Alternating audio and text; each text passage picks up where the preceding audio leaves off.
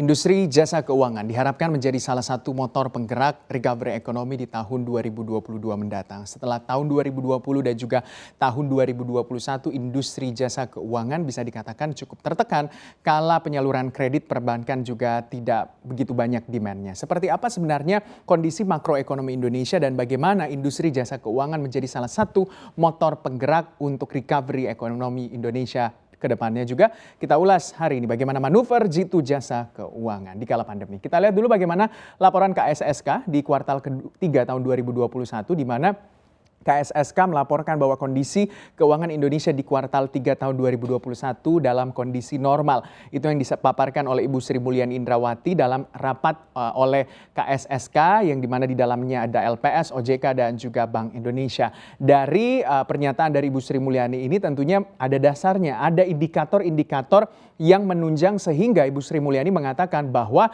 kondisi keuangan Indonesia di kuartal 3 tahun 2021 dalam keadaan normal. Tercatat bagaimana beberapa indikator-indikator makroekonomi dan juga indikator-indikator untuk jasa keuangan tentunya tumbuh positif di kuartal 3 2021 yang menjadi salah satu indikator bahwa terjadi proses pemulihan atau recovery Indonesia di kuartal 3 2021. Walaupun perekonomian Indonesia melambat di kuartal 3 2021.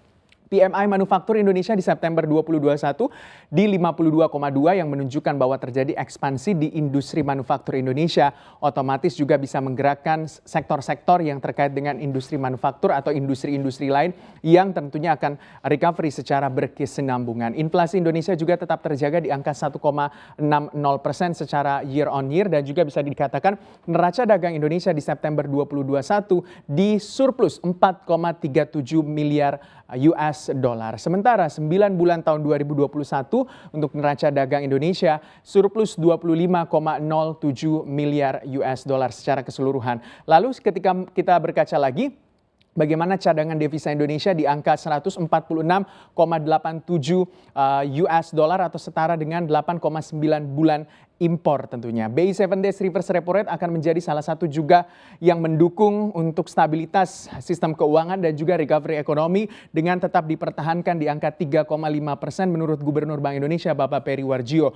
Lalu rasio kecukupan modal dari sektor perbankan di September 2021 di angka 25,24%. Ini juga menjadi salah satu indikator bahwa perbankan atau industri jasa keuangan di sektor perbankan siap untuk menjadi salah satu motor penggerak untuk pertumbuhan ekonomi ke depannya juga atau di tahun 2022 mendatang. Mengingat ini sudah kuartal 4 2021. Lalu untuk permodalan kuat juga terjadi di industri asuransi jiwa di angka 587,7% dan asuransi umum di 341,6%. Seluruh indikator ini tentunya yang menjadi penunjang bahwa ekonomi Indonesia dalam keadaan normal. Next, kita lihat bersama-sama lagi data selanjutnya.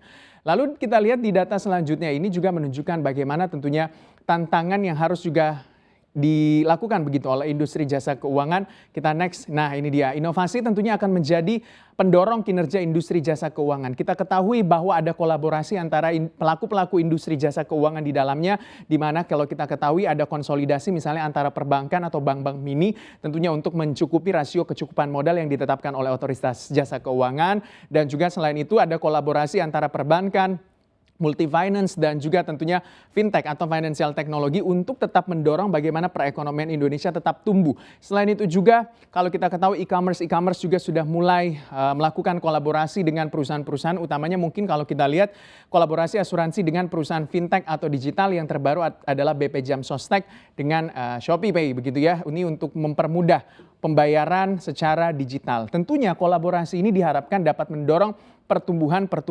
perekonomian ke depannya, motor penggerak ekonomi. Nah, kalau kita berkaca secara fundamental atau kinerja penyaluran kredit perbankan seperti apa, kita next dulu, kita lihat ini menjadi salah satu kunci juga bahwa kredit perbankan diharapkan dapat menjadi motor untuk pergerakan perekonomian ke depannya. Kita next. Oke, data selanjutnya kita lihat bersama-sama. Di data selanjutnya atau slide ketiga ini akan menunjukkan bagaimana pemulihan bisnis yang mulai berlangsung yang tercermin juga dari pertumbuhan kredit perbankan. Kita ketahui bahwa kredit perbankan di tahun 2020 memang demand-nya tertekan atau permintaan untuk kredit perbankan itu sangat tertekan karena kita ketahui sejumlah industri UMKM modal kerja juga itu tentunya harus menahan begitu ya untuk belanja modal mereka, atau industri-industri tentunya ini juga menekan untuk pertumbuhan kredit perbankan di 2020 dan juga hampir setengah dari 2021. Nah, kalau kita lihat di 9 bulan 2020 itu kredit perbankan kalau kita lihat di angka 5.639,4 triliun rupiah, dan di 2021 di 5.574,9 triliun rupiah 9 bulan pertama 2021. Dan bisa dikatakan kredit modal kerja juga terjadi pertumbuhan utamanya di 2.538,2 triliun rupiah di bulan September tahun 2021 ketika kita melihat bahwa terjadi pertumbuhan dari bulan Agustus di 2.496,9 triliun rupiah. Diharapkan kredit modal kerja ini dapat mendorong industri-industri untuk bisa melakukan ekspansi dan mulai melakukan recovery di industri mereka, atau bisa dijadikan sebagai capex untuk industri-industri. Lalu kredit konsumsi juga bisa dikatakan terjadi pertumbuhan di bulan September 2021 1.638,2 triliun rupiah, naik dari 1.627,9 triliun rupiah di bulan Agustus 2021. Lalu untuk likuiditas perbankan, kalau kita lihat dulu ya, kredit investasi juga ini menjadi salah satu kunci juga motor penggerak bagaimana industri, utamanya mungkin industri manufaktur, untuk dapat melakukan ekspansi, dan tercermin juga di PMI Manufaktur Indonesia di 52,2 untuk PMI Manufaktur Indonesia. Di September kredit investasi 1.463,0 triliun rupiah, naik dari 1.450,1 triliun rupiah di bulan Agustus. Likuiditas perbankan juga bisa dikatakan dalam keadaan sehat, di mana rasio alat likuid atau non-core deposit di 152,8% dan alat likuid atau DPK di angka 33,53%. Dan ternyata kondisi perbankan kita juga sudah menjadi salah satu motor penggerak dari pertumbuhan ekonomi dengan data-data yang terjadi adanya pertumbuhan di kredit atau peningkatan permintaan kredit di September 2021. Next, kita lihat data selanjutnya. Nah, ketika kita bercermin juga untuk industri asuransi, ini juga terjadi ternyata pertumbuhan untuk pendapatan premi di industri asuransi. Di September 2021, industri asuransi membukukan pendapatan premi di angka 22,2 triliun rupiah, dan ini menjadi salah satu juga pertumbuhan yang cukup baik di tengah tekanan pandemi COVID-19. Asuransi jiwa ternyata membukukan 15,1 triliun rupiah, lalu asuransi umum dan juga reasuransi di angka 7,1 triliun rupiah. Sementara untuk asuransi sosial, premi brutonya di September 2021 itu naik 159,34 triliun rupiah dari angka sebelumnya 142,85 triliun rupiah. Ketika industri perbankan dan juga asuransi sudah cukup baik, tentunya diharapkan bisa menjadi motor penggerak perekonomian di tahun recovery 2021 kuartal 4 menuju 2022 mendatang. Next, kita lihat slide selanjutnya. Nah, ini dia, kita ketahui bahwa BP Jam Sostek juga membukukan kinerja yang ciamik di tahun 2021 ini. Di target 2021 saja kalau kita lihat di angka 33,24 triliun rupiah, sudah melampaui dari total hasil investasi dari BP Jam Sostek di angka 32 triliun rupiah di tahun 2020 mendatang. Untuk pertumbuhan juga BP Jam Sostek bisa dikatakan sejak 2018 konsisten mengalami pertumbuhan dari hasil investasi. Ini dilakukan oleh BP Jam Sostek begitu ya, karena strategi investasi yang sangat baik yang dilakukan oleh BP Jam Sostek, di mana investasi yang dilakukan oleh BP Jam Sostek tentunya kalau kita masuk ke pasar saham atau bisa dikatakan ke saham-saham yang berada di indeks LQ45 atau indeks yang saham-saham atau emiten-emiten yang bersifat liquid, otomatis tidak ada kata nyangkut begitu ya dalam hasil investasi yang dikelola oleh BP Jam Sostek tentunya, dan mengedepankan aspek environment, sosial dan juga governance. Jadi bisa dikatakan untuk investasi yang dilakukan oleh BP Jam Sostek mengedepankan sustainable atau berkelanjutan, pembangunan yang berkelanjutan, yang dimana tentunya tercermin juga dari hasil investasi dari BP Jam Sostek yang terus konsisten mengalami pertumbuhan, dan diharapkan di tahun 2021 ini menutup tahun dengan manis di 33,24 triliun rupiah, dan kedepannya juga di 2022 mendatang kinerja BP Jam Sostek diharapkan juga semakin ciamik ke depannya. Oke, next kita lihat lagi bagaimana indikator lainnya. Nah, di tengah tentunya bagaimana industri jasa keuangan akan melakukan recovery atau menjadi salah satu motor penggerak recovery ekonomi. Tapi kalau kita flashback ke belakang, kita tidak boleh lupa untuk ekonomi Indonesia di kuartal 3 2021. Secara makroekonomi, memang untuk PDB kuartal 3 2021 cukup ya tertekan bisa dikatakan, walaupun tumbuh positif ya 3,51%, tapi terjadi perlambatan dari kuartal 2 2021 di sekitar 7%. Itu artinya memang kalau kita berkaca lagi apa yang menyebabkan PDB kuartal 3 2021 itu turun, yaitu karena meningkatnya kasus COVID-19 di bulan Juli lalu, yang dimana tentunya ini berdampak terhadap apa yang dilakukan oleh pemerintah, melakukan pengetatan di sejumlah aspek dan juga pergerakan masyarakat yang membuat perekonomian tidak mampu berjalan secara normal dan tercermin di PDB kuartal 3 2021 di angka 3,51%. Tapi kalau kita lihat dari PDB kuartal 3 2021, sebenarnya ada sejumlah sektor yang menjadi penopang. Industri pertanian dan perdagangan tentunya serta konstruksi, yang dimana kita ketahui bahwa konstruksi sudah mulai lagi terjadi geliat untuk di pembangunan atau rencana dari pembangunan pemerintah untuk melakukan pembangunan sejumlah fasilitas-fasilitas tentunya yang mengandalkan sektor konstruksi. Ini 66,42% dari 1, 2, 3, 4 sektor ini tentunya berkontribusi terhadap PDB di angka 66,42%. Dari sisi pengeluaran sebenarnya juga bisa dikatakan cukup terjaga di konsumsi domestik dan investasi kita di angka 83,54%. Walaupun cukup tertekan, tapi masih tumbuh positif untuk PDB kita di kuartal 3 2021 ini.